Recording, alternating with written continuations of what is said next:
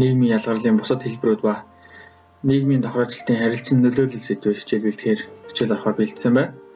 Та бүхэн анхаарал. За алтан ургийнхны бус дээд давхраанд ямар хүмүүс багтдаг байсан юм бэ гэхээр дотроо бас 2 ондоо байна гэж үзээд байгаа. За алтан ургийн бус дээд давхрааны дотоод дотор нь бол мянгатын ноёд болон тэргүүн бөөнөр гэсэн 2 үндсэн ийм хэсэгт бас салж ийн гэж. За харин жирийн иргэдийг бол улсын иргэн болон харьяат иргэн гэж ангиллаад байна. За улсын иргэн гэдэг нь бол олон мянгад хуваагдсан хүмүүс өгөөд цэрэг мордох, өртөө хийх, их ав хоморход мордох зэргээр эзэн хааны гол алба үүргийг гүйцэтгэдэг ийм хүмүүс байж. Харин харьяат иргэн гэхээр тодорхой язгууртны харьяаны хүмүүс ордог байсан. За тэнд бол ноёдын мал сөргийг нь хариулах, орд өргөнд нь зарцлагдах, хөтөж дагуулуулах зэргээр эзэндээ үйлчилдэг тэдний мэдлийн харьяат хүмүүсийг бол хэлдэг. Жирийн иргэд бол ерөнхийдөө ийм 2 үндсэн хэсэгт хуваагддаг байж. За харин Иоанн улсаас хойш бол харлагууд буюу харьяат иргэд гэсэн ийм шинэ давхраа бүрдсэн байна. За харьяат иргэдэн дотроо бол сайн, дунд, адаг гэсэн үндсэн 3 хэсэгт хуваагддаг. За сайн гэхээр харцаа язгуурын түшмэд дарахад тайж нарын хүргэн тавнан баян чинээлэг үрх айлууд бол багтдаг байсан байна. За харин дунд давхрахт бол чинээлэг, хөрөнгөтэй, илч хяа зэрэг жижиг эрх мэдэлтнүүд хүнд багтдаг байж. Адагт бол хар хүн хэмээх жирийн харц иргэд багтдаг байсан гэсэн ийм судалгаа байт юм байна. За цаашлаад манжийн үеийн Монголын нийгмийн давхаржилт бол дээд, дунд, доод гэсэн үндсэн 3 хэсэг байжээ. За дээд хэсэгт бол хошууны ноёд, лам нар, тайж, язгууртнууд тийм хүмүүс байдаг байсан бол дунд хэсэгт бол жирийн малчин ардууд, хошуу ноёд бол тайж нар хутагтад харьяалагдаад за тэндээ татвар нийлүүлэх, мал сүргийг адуулж үржүүлэх юм ажлыг хийдэг байсан. За доод хэсэгт нь бол хошууны ноёд, тайж, лам нарт зарцлагдах гэрийн боолчууд ордог байсан байна. За үүний дараа бол социализмын үеийн нийгмийн давхаржилт байгаа. За энэ талаар бол нэлээд суурьтай судалгаа хийсэн бол Гүн Самбо гэдэг эрдэмтэн байдаг. За тэрээр судлахтаа бол Монголын социализмын үеийн нийгмийн давхаржилт 4 хэсгээс ангиас бүрдэжээ. За хамгийн доор бол малчид байж нэгдлийн харьяалал, амны малын тоо, орлогын хэмжээ бол бага зэргийн ялгаатай боловч амжиргааны түвшин ажилчид тариачдтай харьцуулахад бол доогуур. Ерөнхийд нь бол ядуучуудын давхрыг бүрдүүлдэг байжээ гэж үзэж байгаа. За ажилчид бол харин дотроо биеийн хөдөлмөр эрхлэгчид. За дотоод нь бол аж үйлдвэрийн, тээврийн, барилгын, үйлчилгээний, хөдөө аж ахуйн гэсэн 5 салбараас бүрдэж байгаа. За энэ чиглэлээр бол хэвтэй чиглэлд энэ 5-ыг хэлж болно. Харин мэргэжлийн чиглэлээр бол босоо чиглэлд ингэж бас ялгаатай байсан байна. За харин дараагийн анги бол сэхийт анги. За оюуны хөдөлмөр эрхлэгчдээс бүрддэг. Дотоод нь бол оюуны хөдөлмөрийн төвшнгөөр нь бол сэхийтний ба албан агчид. За эрх мэдлэр нь бол удирдах ба гүйцэтгэх. За өмчлөлийн хэлбэрээр нь бол бүх нийтийн өмчлөлийн ба хоршооллын. За байршлаар нь бол хотын хөдөөний гэсэн бас юм дотроо олон ялгаатай байсан юм байна. За харин сүүлийн дээд анги бол номенклатур буюу дарга нарын анги. За энэ анги нь бол дээрээс томилогддог нам төрийн албан тушаалын жагсаалтын дагуу ялгардаг. Номенклатурч нь бол намын босоо шатлалын дагуу эрх мэдэл, орлого, нэр хүндийн ялгарл бүхий малчин ажилчин сэхэтнүүдээс хэд дахин илүү орлого олдог тусгай хангамжтай байсан юм дээд давхрааны анги байсан гэсэн. Дүн шинжилгээний нэг жихээр бол хувьсгчийг хэмжих, шинжлэх хувь хүн, за бүлэг байгууллага зэргийг дүн шинжилгээний нэг гэж хэлнэ. За их олонлог гэхээр судалгаа чиглэж буй бүх нэгжүүдийг хэлнэ. За жишээлх юм бол нийслэлийн өрхийн судалгаа, Улаанбаатар хотын бүх өрхүүдийн судалгааны онцлогч юм уу, эсвэл малын тоо ч юм юу ч хийж болно. Энэ бол их олонлог болно. За төвөр олонлог гэхээр их олонлогоос судалгаанд сонгон хамруулах юм олонлогийг яг аль хэсгийг олох юм бэ те? Яг аль хэсэгт гол анхаарлаа хандуулах юм бэ гэдэг бол төвөр олонлог. За төвөр судалгаа гэхээр их олонлогийг бүхэлд нь бос. За дид хэсгийг нь хамруулах судалгааг ерөнхийд нь бол төвөр судалгааг нь.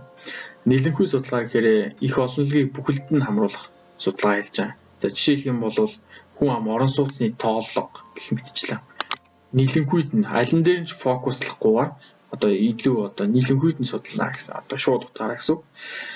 Санамсаргүй төврийн арга буюу одоо магадлалт арга их олонлогийн бүх гишүүд судалгаанд хамрагдах адил одоо магадлалтай байх одоо төврийн аргыг л сонгож хэрэгжүүлж байгаа гэсэн. Зорилттой төврийн арга гэхээр магадлалт бус арга гэж хэлээд байгаа юм л да. За тодорхой онол зорилго зэрэгт одоо дулдуудан судалгаанд оролцогчдыг сонгох төврийн аргыг хэлж байгаа. Тэгэхээр онолдоо одоо нийцүүлсэн үр дүн гаргахын тулд зорилттой төврийн аргыг ашиглаж одоо хин хинээс судалгаа авал ямар үр дүн гарах вэ гэдгийг урьдчилан таамаглаад тэр дагуугаа судалгаа хийж явуулна гэсэн үг байна.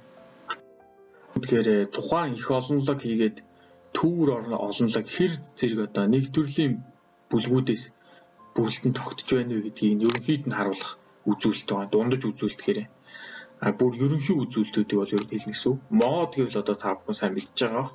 Хамгийн их давтамжтай одоо шинж тэмдгийн утгыг бол хэлнэ. Жишээ нь судалгаанд оролцогчдоос хамгийн олон хүн 30 настай байсан тул насны мод нь бол 30 байна гэх жишээ нь тийм ээ. Математикийн одоо хичээл дээр яг ашигладаг тэр утгаараа гэсэн. Дундаж гэхээр их олонлог болон төвөр олонлогийн төв жин дарж үсэг. За жишээ нь судалгаанд оролцогчдын насыг давтамжаар нь үржүүлээд нийт оролцогчдын тоонд нь хуваах замаар одоо олж болдог. Энэ бол дундаж олох асуудал.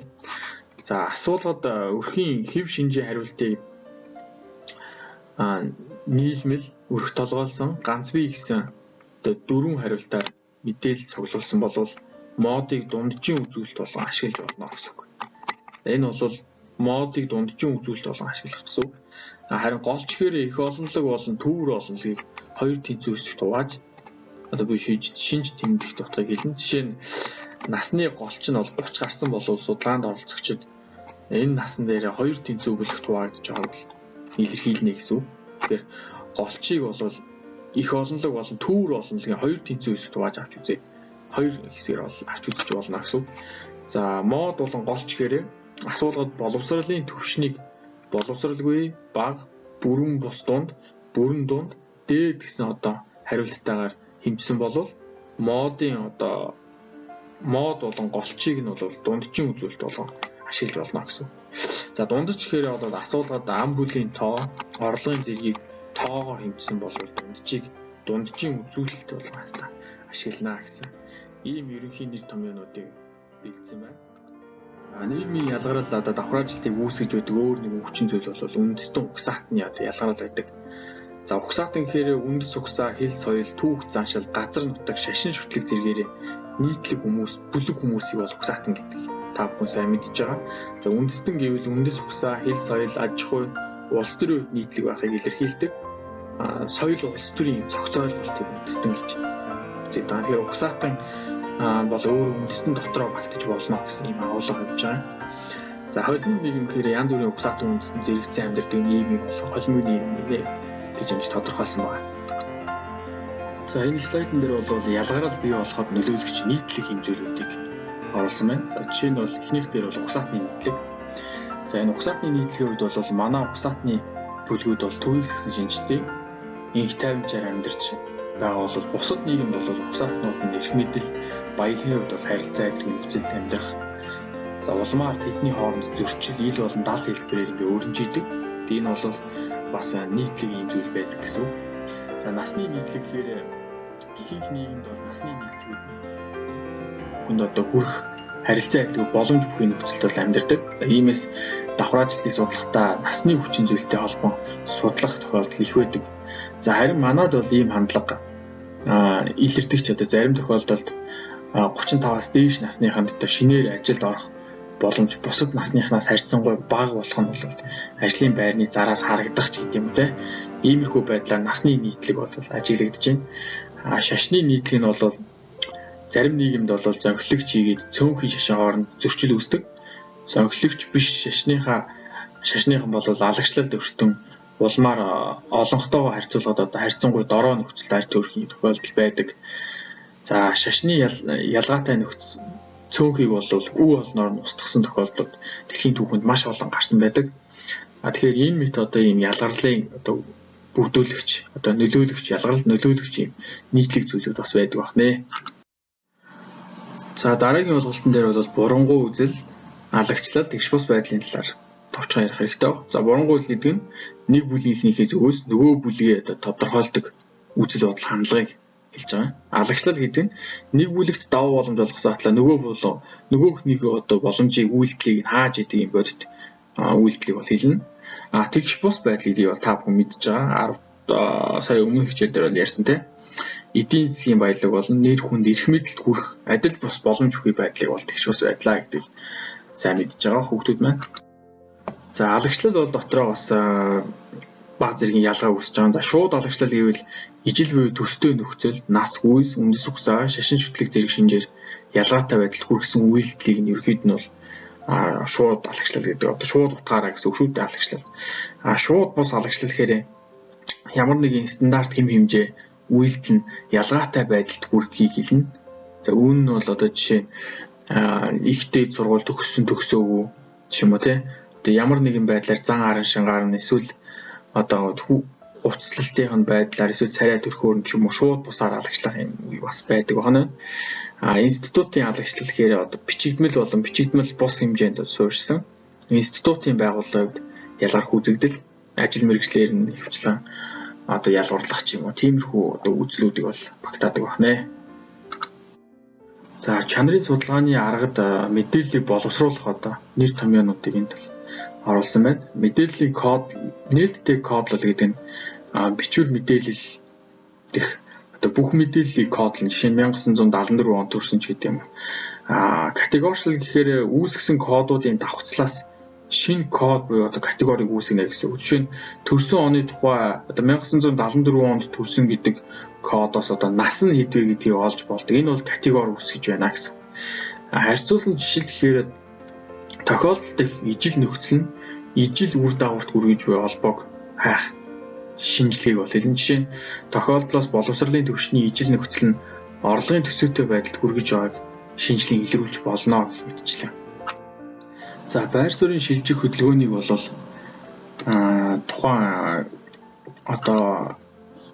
чиглэлээр нь болон хувь хүнээс хамаарч байгаа хэсгээс төрөлхийн байр сууриа өөрчилж байгаа хэсгээс нь хамаарат гэсэн 3 үндсэн хэсгээр ангилж болж байна.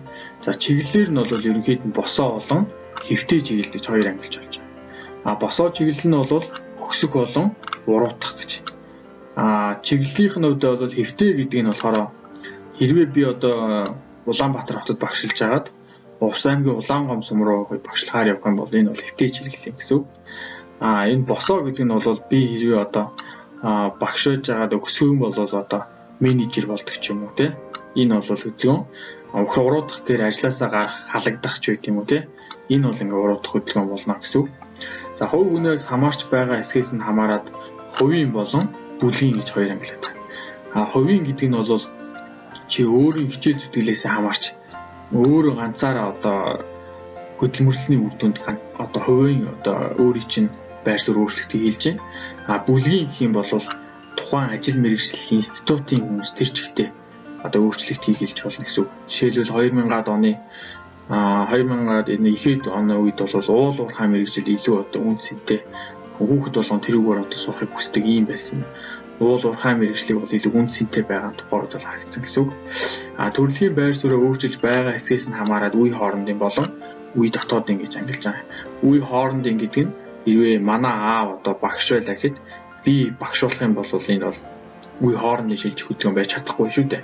Хэрвээ аав минь багш байгаад би эмч болвол үе хоорондын шилжих хөдөлгөөн хийгдсэн байна гэсэн.